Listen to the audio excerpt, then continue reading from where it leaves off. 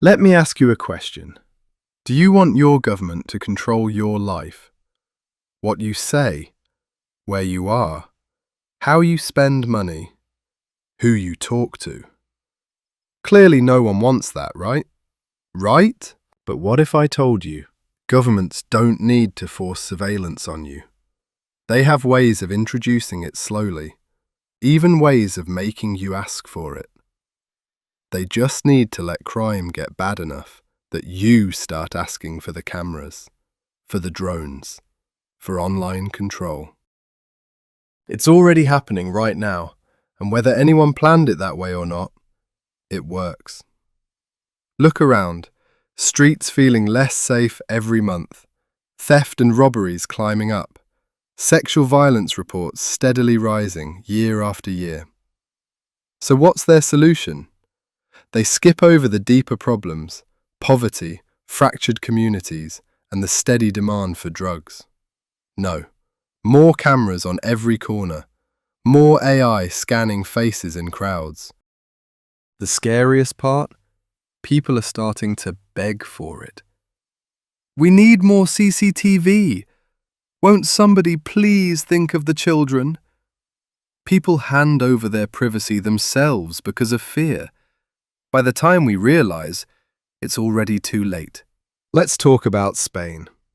If you've been to Barcelona or Madrid recently, you've probably heard the warnings.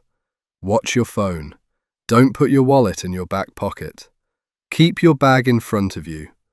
Pickpocketing isn't new. But something changed. The same people get caught, get released, and go right back to doing it.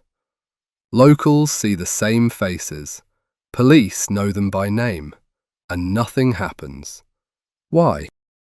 Spanish law treats theft under €400 as a minor offence. No jail time. Maybe a fine they'll never pay. So someone can steal your phone at 10 a.m., get detained, and be back on the street by lunch doing the same thing. Spain isn't alone. France has similar problems, Germany, Sweden. Across Europe, you see variations of the same pattern. Crime happens, people get arrested, nothing changes. And the public watches this cycle repeat. They get frustrated, then angry, then desperate for something to change. That's when things get interesting. So here's the system we've built. Soft laws that don't punish petty crime. Courts so overloaded they can't process cases fast enough. Large-scale immigration without serious integration. When people arrive but don't adopt the host country's language, norms, laws, or civic identity, predictable consequences follow. Across history, not ideology. And police who know that arresting someone is basically paperwork for nothing. Put those together and you get a loop. Crime happens. Arrest. Release. Crime happens again. Same person. Same victim sometimes. And round it goes. Now, you can look at this and say it's just incompetence. Bureaucracy being slow. Politicians being soft. Systems being underfunded. And maybe that's all it is. But here's where it gets uncomfortable. These problems are useful to someone. So what happens when crime spikes and stays high? First, surveillance becomes reasonable. Cameras everywhere. Facial recognition. Digital IDs required for more and more things. Before, this felt dystopian. Now, people welcome it. If you're not doing anything wrong, why would you worry? You've heard that line. You might have said it yourself.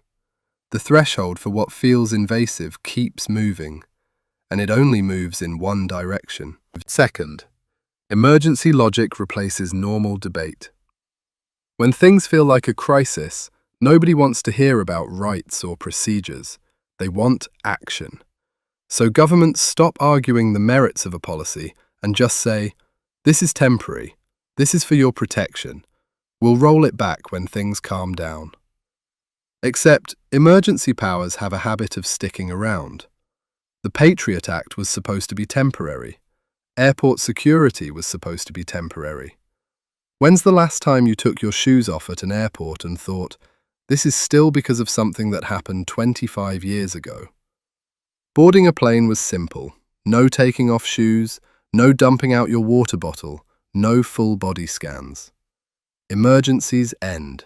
The infrastructure they build doesn't. Third, control becomes theatre. Drones flying overhead, armed police on every corner, checkpoints at train stations. Here's the thing, a lot of this isn't even that effective, but it looks effective, it's visible, it makes some people feel safe and makes others feel watched. Fourth, monitoring replaces prevention. Instead of fixing why crime happens, the legal gaps, the court backlogs, the lack of integration, the focus shifts to tracking everyone in real time. It's easier, it's more scalable, and it treats the symptom forever instead of curing the disease once. Why solve a problem when you can manage it? But here's the part that really gets me. The government doesn't need to enforce all this. Not really. Because eventually, you do it for them. Think about it. Once surveillance is normal, once checkpoints are normal, once digital IDs are just how things work, anyone who pushes back looks off. Why are you against the cameras? What are you hiding? Why won't you show your ID? Are you one of them? If you're not doing anything wrong, what's the problem? You've heard these arguments. Maybe you've made them. And here's what's wild. They feel reasonable. In the moment, they feel like common sense. But that's the trap. We saw this play out in real time with the pandemic. Lockdowns, curfews, vaccine passes to enter a restaurant, rules that changed week to week, often contradicting themselves. You couldn't visit your dying grandmother, but you could pack into a protest. Small businesses shuttered while big box stores stayed open. Follow the science became don't ask questions. And when people started pushing back, governments gave a little ground, walked back some of the stranger rules, quietly dropped the mandates when they became politically inconvenient. But here's what didn't go away: the precedent. The proof that populations will comply. They tested the limits. They found them. And now they know exactly how far they can push next time. Emergencies end. The infrastructure they build doesn't. This isn't theory. The infrastructure exists. It's being installed while we argue about whether it could happen. Start with your money. Central bank digital currencies. China already has one. Europe is building the digital euro. The US is regulating stablecoins. They'll tell you it's about efficiency, faster payments, financial inclusion, fighting crime. Here's what they won't say. Every transaction logged. Every purchase traceable. And unlike cash, programmable. Money that expires. Money that can't buy certain things. Accounts frozen with a keystroke. No judge involved. Now look at the streets. You've seen the footage. Robots on patrol. Humanoid machines rolling through malls, train stations, public squares, recording everything, everyone. They don't need to catch criminals, they just need to watch, feed data somewhere, build profiles on everyone who walks past. Dubai has them, Singapore. American cities are testing them now. Same cities where crime justifies everything. Then there's Flock Safety. Flock operates a private surveillance network, AI-powered license plate readers installed by police departments, HOAs, businesses. Over 5,000 cities, billions of scans. Every time you drive past one of their cameras, you're logged. Where you went, when, how often. Your patterns mapped and stored. No warrant, no oversight. Just a subscription fee and access to a database that doesn't distinguish between criminals and everyone else. This is what solving crime looks like now. Not fixing anything, just watching everyone and waiting.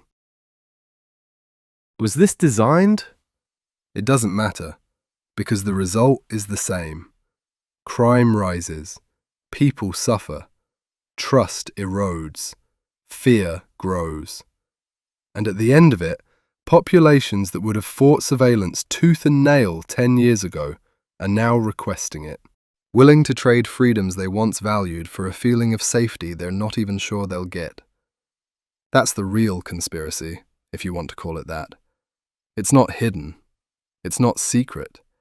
It's just human nature meeting a system that knows how to wait. Maybe you're watching this and thinking you'll just opt out. Stay off the grid. Use cash. Keep your head down. Good luck. Cash is disappearing. Not being banned, just phased out. Shops that don't take it anymore. Banks making it harder to withdraw. Countries testing limits on how much you can spend without a trace. Sweden is almost cashless already. Others are following. Anonymity isn't being outlawed, it's being designed out. There's no law against privacy. There just won't be any infrastructure left that supports it. And sure, you can refuse. Don't use the apps, don't carry the phone, don't get the digital ID. But then what? No bank account, no job that pays legally, no travel, no renting an apartment, no buying anything online. You become a ghost in a system that doesn't recognize ghosts. You're not arrested, you're just excluded. Quietly, completely. Your kids won't even know. They'll grow up with the tracking, the scans, the digital money that watches everything. They won't remember what it was like before. To them, this will just be how the world works. They won't feel like they lost anything, because they never had it. Privacy becomes a story old people tell, like rotary phones or smoking on aeroplanes. And one generation from now, there won't be anyone left who remembers that it was ever different. So where does that leave you? Recognizing the pattern is step one. Noticing when you're being pushed toward a conclusion you didn't arrive at yourself. Asking, who benefits, when the solution is always more control? The question isn't, is this happening? Look around, it is. The question is what you do when you see it. And I don't have that answer. Nobody's going to hand it to you. Tell me what you see in your own country, your own city. Is this pattern showing up where you live?